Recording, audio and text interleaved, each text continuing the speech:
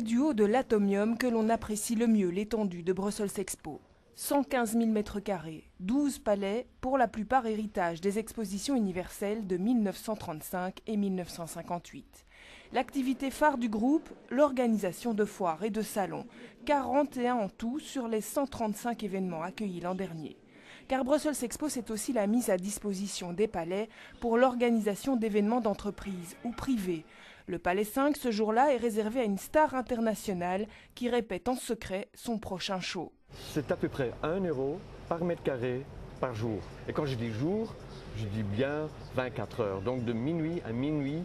Et comme le 5, c'est le plus grand palais qui existe en Benelux, ça fait donc 13 500 mètres carrés en surface. C'est donc 13 500 € par jour. L'ouverture du Palais 12 en 2013 et sa salle de concert de 15 000 places marquent un tournant dans les activités de Brussels Expo. Le pôle divertissement est né, amenant dans le giron du groupe des salles mythiques comme la Madeleine ou plus récemment le Cirque Royal. Sur le Palais 12, on a eu une quarantaine de concerts l'année passée. À terme, j'aimerais bien arriver entre 80 et 100. Donc c'était l'année passée plus ou moins un peu plus de 200 000 visiteurs, pour donner une idée. Et la Madeleine, elle a été ouverte l'année passée, donc c'est vraiment de la croissance et du développement pour le moment.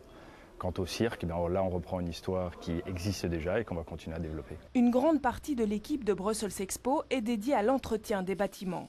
Une trentaine de personnes sur les 110 membres du personnel est chargée de la maintenance des palais, avant, pendant et après les événements. L'un des gros chantiers en cours, la rénovation complète des 48 postes sanitaires, quelques 2200 m². Sur 3 ans, 25 millions d'euros sont ainsi dédiés à la modernisation des palais. Et pour satisfaire ces 2 400 000 visiteurs, un tout nouveau département dédié à la restauration s'est ouvert l'an dernier. Fini de sous-traiter à un seul fournisseur, Brussels Expo coordonne désormais l'entièreté de l'offre catering. Quand j'ai commencé au mois de juin, j'étais tout seul. Maintenant, nous sommes 13. Donc oui, effectivement, une grande équipe qui se prépare. Beaucoup à côté de ça, de l'intérim également. Mais ça représente, grosso modo, sur l'ensemble du salon de l'auto, plus ou moins 300 personnes qui travaillent pour tout ce qui est catering. Aujourd'hui, Brussels Expo génère un chiffre d'affaires de 44 millions d'euros.